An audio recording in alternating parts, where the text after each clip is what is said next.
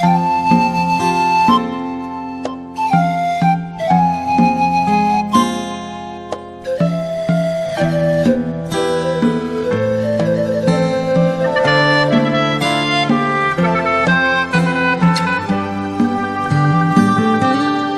ดได้บ่น้องนี้อย่าสั่งเด้อลาอ้ายนอนภาวะเมื่อหัวเจ้าเปลี่ยนใจหัวใจทั้งเจ็บทั้งจนต้องทนฝืนกลืนน้ำตาภาพเก่าที่ลอยมาอ้ายหูสตาของตัวเองเรื่องฝังใจที่เคยสัญญาชื่อใดบอกเก็บคำว่าหลอกผิดหวังซ้ำมาซ้ำไปมาอกหักอีกแล้วน้องยังมาปุ่นหัวใจมีจากไปเหลือไว้แต่ความทรงจำอ้ายกอดอยู่แต่ในความเหงาส่วนตัวเจ้ากอดเขาทั้งคืนสุดจะฝืนใจห่างๆผู้บ่าวพายหักสะอ่อนคนหน้าตาดีกับป้อมเปลี่ยนสีไปจนได้คนที่ห่างกลับมาเหยียบใจเฮ็ดกันได้ลงคอ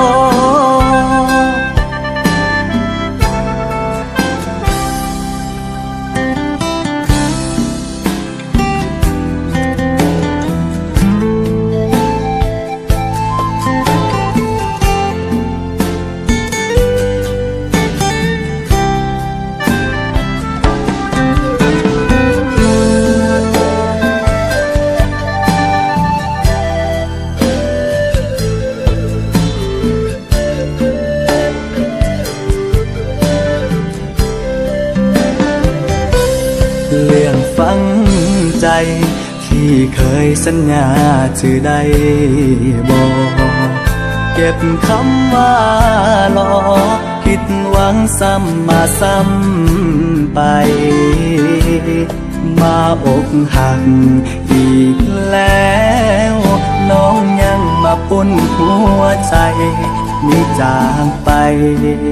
เหลือไว้แต่ความทรงจำอ้ายกอดอยู่แต่ในความเหงาส่วนตัวเจ้ากอดเขาทั้งคืนสุดจะฝื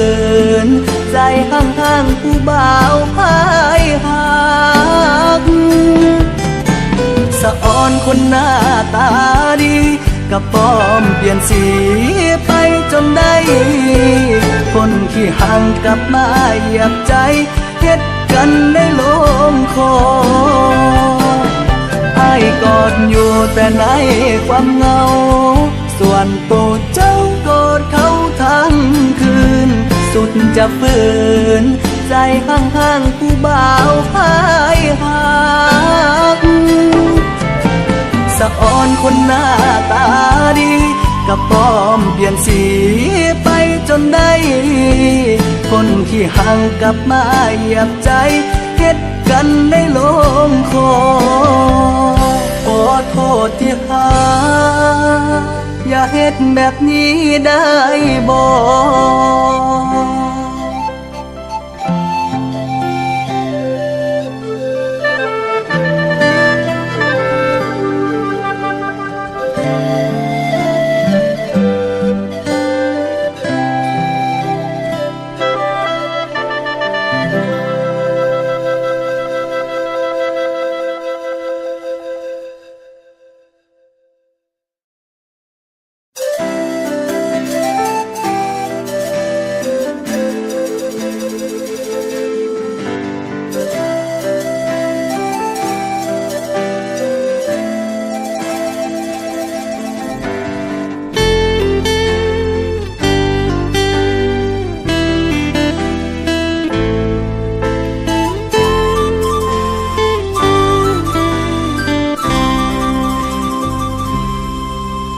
แต่วันเจ้ามีผู้ใหม่ใจอายสิขาดตั้งแต่วันที่เจ้าทิมอายหัวใจหวั่นไหว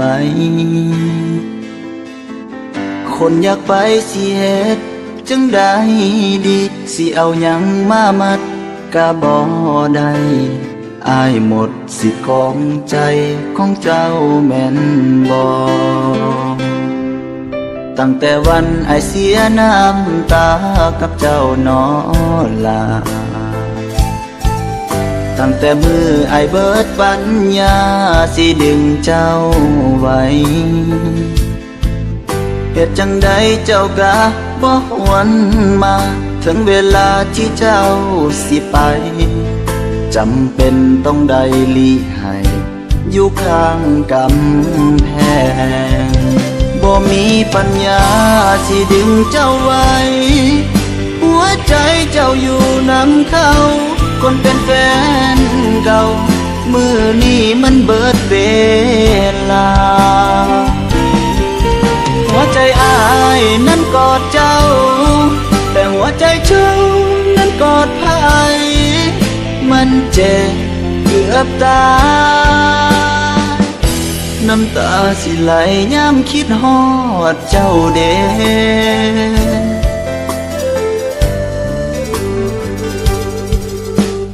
เฮ็ดดีสำใดก็บ่ได้ใจของเจ้าคนที่เป็นแฟนเก่าสู้เขาบ่ได้ดอกนาจะยอมปล่อยมือเจ้าไปเพราะอายมันเบิดปัญญาถึงอายหักเจ้าซ้ำฟ้าก็ฮู้ว่าดาวมีไว้เบิ่ง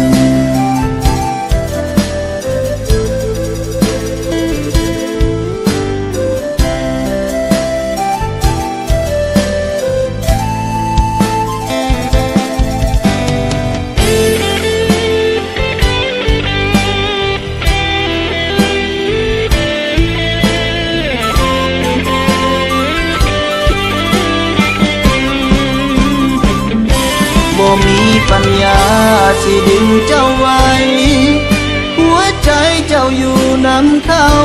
คนเป็นแฟนเก่ามือนี้มันเบิดเวลาหัวใจอายนั้นกอดเจ้าแต่หัวใจเจ้านั้นกอดไผมันเจ็บเกือบตายบ่มีปัญญาสิดึงเจ้าไว้หัวใจเจ้าอยู่นำเขาคนเป็นแฟนเก่ามือนี้มันเบิดเวลาหัวใจอายนั้นกอดเจ้าแต่หัวใจเจ้านั้นกอดไผมันเจ็บเกือบตายน้ำตาสิไหลยามคิดฮอดเจ้าเด้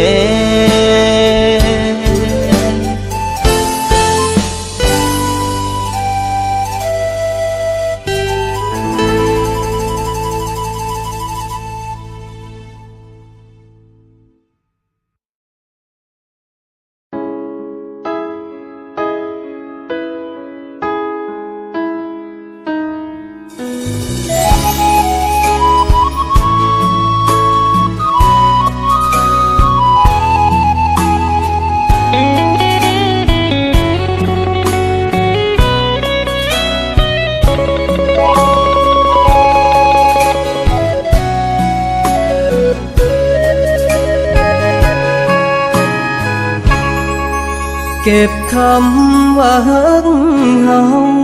เอาไว้เถิดนักการดาจงอย่าได้เสียน้ำตาเพราะอายมีต่อไปออกจากตำแหน่งคนฮักมอบตักน้องให้คนใหม่ถึงเฮาฮักกันเพียงใดก็ต้องผ่านคืนวันฝ ากเจ้าให้เขาดูแลอยากแค่ผู้ชายคนนี้คบกันมานานหลายปีก็มีเพียงแต่ฝัน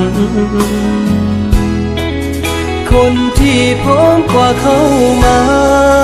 จงใส่สายตาผูกพันทางเดินที่ดีกว่ากันอ้ายนั้นก็เข้าใจก็อยากที่จะดูแลอยากแค่สายตาของเจ้าแต่ฝันของสองคนเฮานั้นมันอยู่ไกลอ้ายอยากให้น้องได้ดีอยากให้มีอนาคตสดใสเขาก็หักน้องหมดใจพร้อมจะให้ทุกอย่างยอมเสียคำว่าแฟนบ่แม่นอ้ายบ่ฮักเจ้าความจนบีบให้สองเฮาต้องเดินแยกทางจะว่าอ้ายผิดก็ยอมเยี่ยมพร้อมจะฟังทุกอย่างขอเพียงแต่ให้น้องนางได้ดีก็พอ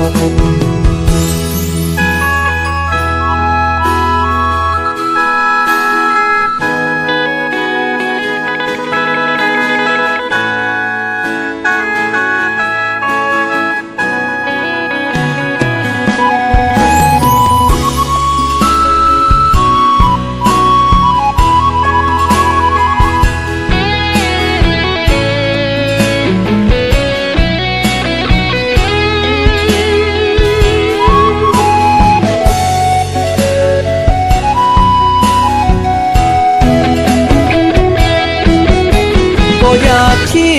จะดูแลอยากแค่สายตาของเจ้าแต่ฝันของสองคนเฮานั้นมันอยู่ไกลอ้ายอยากให้น้องได้ดีอยากให้มีอนาคตสดใสเขาก็หักน้องหมดใจพร้อมจะให้ทุกอย่างยอมเสียคำว่าแฟนบ่แม่นอ้ายบ่ฮักเจ้าความจนบีบให้สองเฮาต้องเดินแยกทางจะว่าอ้ายผิดก็ยอมเยี่ยมพร้อมจะฟังทุกอย่าง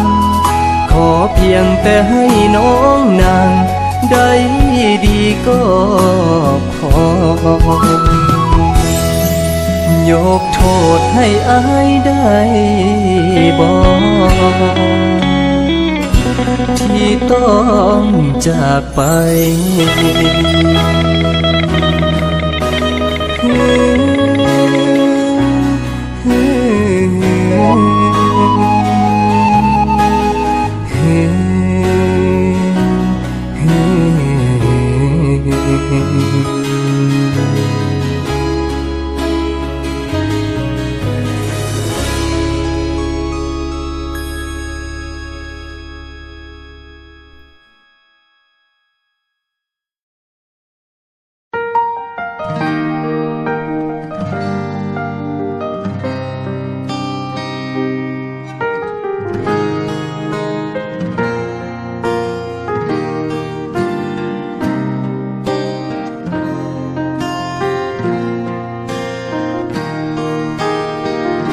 น้ำตากุจี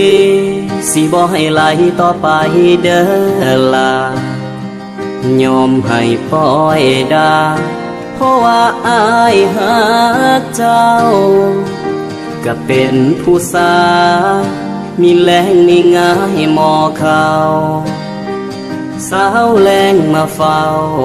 เพราะอ้ายอยากให้เจ้าคิดใหม่ที่อ้ายต้องมนต้องดุที่สุดก็คือหา ยังอยากให้น้องรู้จักสิ่งที่อยู่ภายในความรักเกิดจากหน้าตาหรือว่าเกิดจากหัวใจอยากให้ลองคิดเบิ่งใหม่ก่อนหัวใจน้องสิเป็นมัน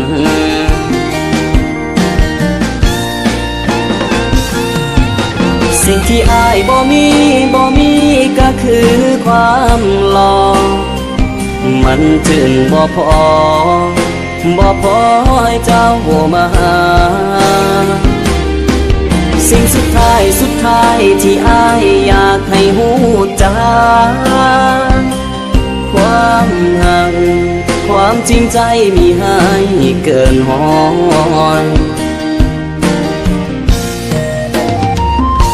บ่แม่นผู้สาวที่มีหน้าเป็นอาวุธความหักก็เลยสะดุดกับการขาดทุนบ่มีสิ่งจูงใจพอสิให้สาวนั้นได้รู้แนบใกล้เคียงใจอุ่นๆมนตักดังคนหาข่าว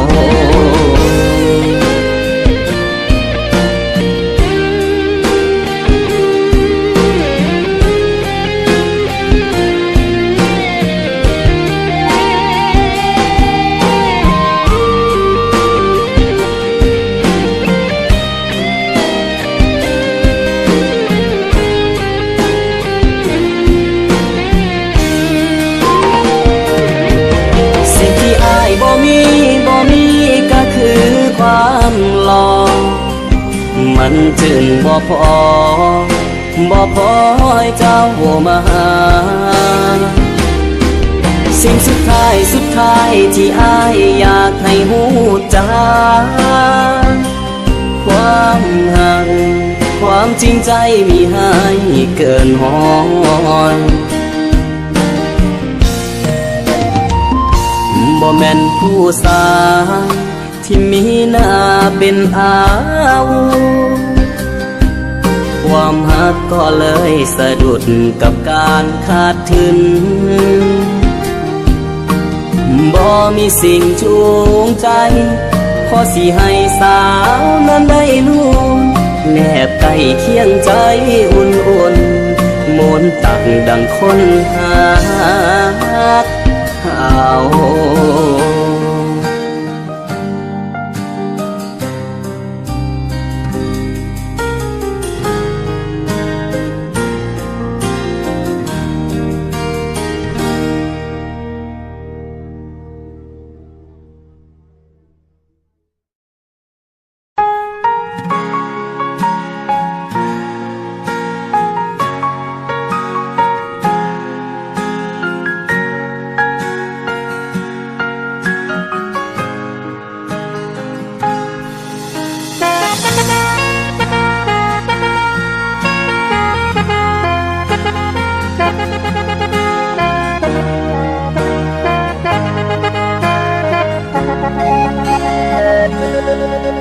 บ่เคยคิดว่านี้เป็นความจริงกับทุกสิ่งที่เจ้าเว้าออกมาเกือบหยุดหายใจเมื่อได้ยินคำลาว่าจบกันสายก็เมื่อวานนี้ยังเป็นแฟนกันบ่ถึงวันสิฆ่าฝันให้ตายคิวรถเมล์บ่เหลือเที่ยวสุดท้ายให้อายได้ทำใจเขาคือสิถึกใจเจ้าลายจึงทิมอายเอาไว้ข้างคันแทเหยียบใส่ตมเหมือนว่าป่าถึกแห่กาสร้างเหตุลงได้คำว่าฮักที่เคยมีให้กันในวันนั้นเจ้าเฮ็ดเหี่ยทิมใส่จุดต่อเฟืองบ่ให้เหลือทานไฟสิเฮ็ดได้บ่ล่ะ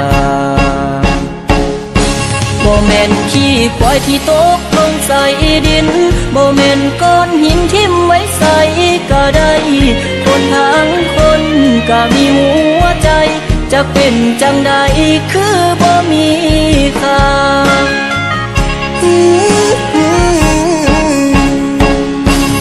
แม่นของลินเจ้าดอกเตอร์ผู้สายบ่แม่นของตาเย็ดใส่ไผก็ได้คนทั้งคนบ่แม่นของขี้ควายจะเป็นจังใดคือมาทิมกันมันเจ็บปานว่าฟ้าผ่าแลงถือเขาแทงจนถึงขั้วหัวใจเสพความหักน้องว่ากินบ่ได้ศาสตร์นี้เฮาต่างกันจึงอยากขอน้องเป็นครั้งสุดท้ายก่อนจะกลายเป็นของเขาคนนั้นสวยเอามีดมาแทงหัวใจกันให้มันตายได้บ่ค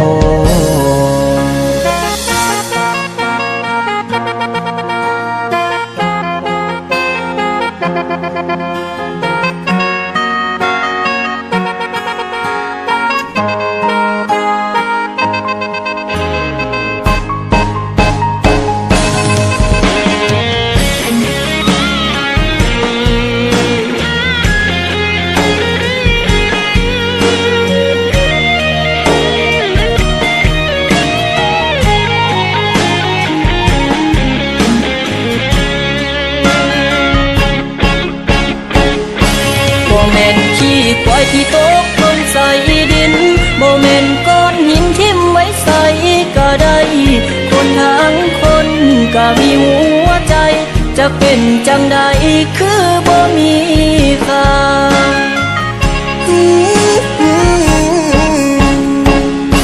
โมเมนต์ของลินเจ้าดอกเตอร์ผู้สายโมเมนต์ของตาเย็ดใส่ไผก็ได้คนทั้งคนบ่แม่นของขี้ควายจะเป็นจังใดคือมาทิมกันมันเจ็บปานว่าฟ้าผ่าแลงถือเขาแทงจนถึงขั้วหัวใจเศษความหักน้องว่ากินบ่ได้ศาสตร์นี้เฮาต่างกันจึงอยากขอน้องเป็นครั้งสุดท้ายก่อนจะกลายเป็นของเขาคนนั้นสวยเอามีดมาแทงหัวใจกันให้มันตายได้บ่หากว่าเจ้ายังเยียบย่ำบ่พอกะข้าอายสาลา